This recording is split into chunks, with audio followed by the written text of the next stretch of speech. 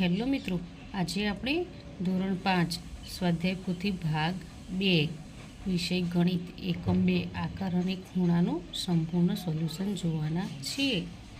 પ્રશ્ન 1, નીચે આપેલા આકારોમાં બંધ આકારોના ખાનામાં ખરાની નિશાની કરવાની છે।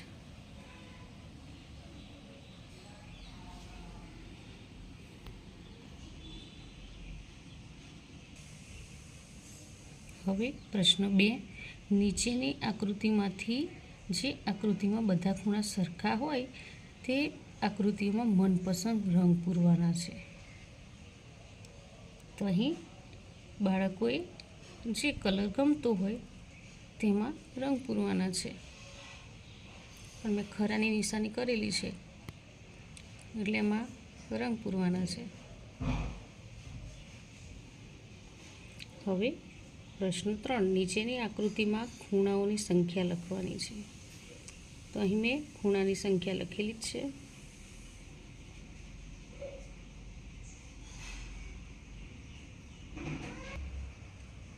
પ્રશ્ન 4, આકૃતિ પરથી પ્રશ્નોના જવાબ આપો। અહીં આકૃતિ આપેલી છે અને નીચે પ્રશ્નોના જવાબ આપેલા છે।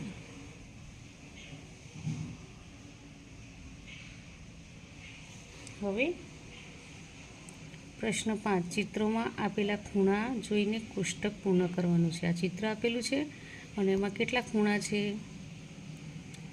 કાટકોણ, કાટકોણથી મોટો, કાટકોણથી નાનો, તો ત્યાં ખરાની નિશાની કરવાની છે।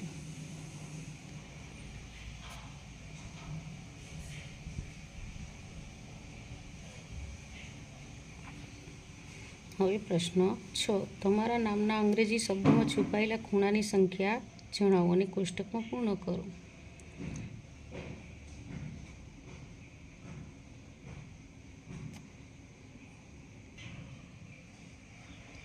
અહીં પ્રશ્ન 7, મૂળાક્ષર જોઈ કોષ્ટકમાં માગ્યા મુજબ વર્ગીકરણ કરવાનું છે।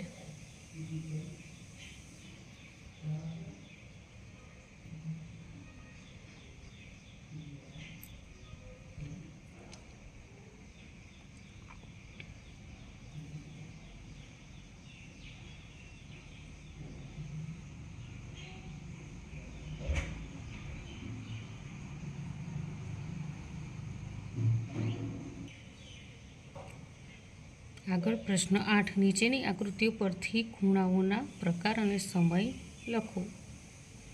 અહીં આકૃતિ આપેલી છે, અહીં ખૂણાના પ્રકાર લખવાનો છે અને સમય દર્શાવવાનો છે।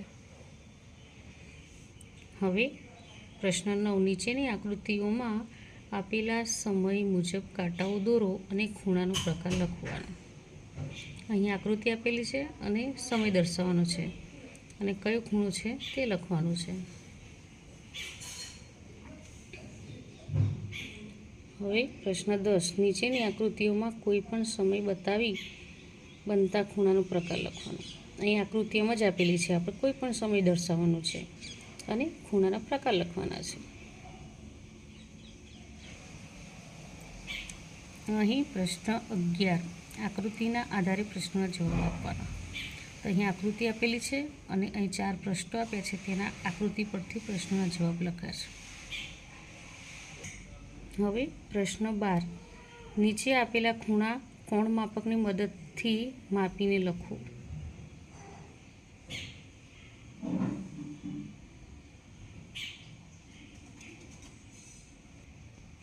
અહીં એક પ્રવૃત્તિ આપેલી છે, નીચે આપેલી જગ્યામાં દિવાસળીનો ઉપયોગ કરીને વિવિધ આકૃતિ બનાવો અને તેમાં બનતા ખૂણાના પ્રકારને ઓળખો। આ ત્રિકોણ બનાવ્યું છે, પછી લંબચોરસ બનાવ્યું છે, પછી આ પંચકોણ અને ચોરસ। તો મિત્રો, અહીં આ વિડીયો પૂરો થાય છે। જો તમને આ વિડીયો ગમ્યો હોય તો લાઇક, શેર અને સબસ્ક્રાઈબ ચોક્કસથી કરજો અને જેને જરૂર હોય તેને શેર પણ કરજો। બાય।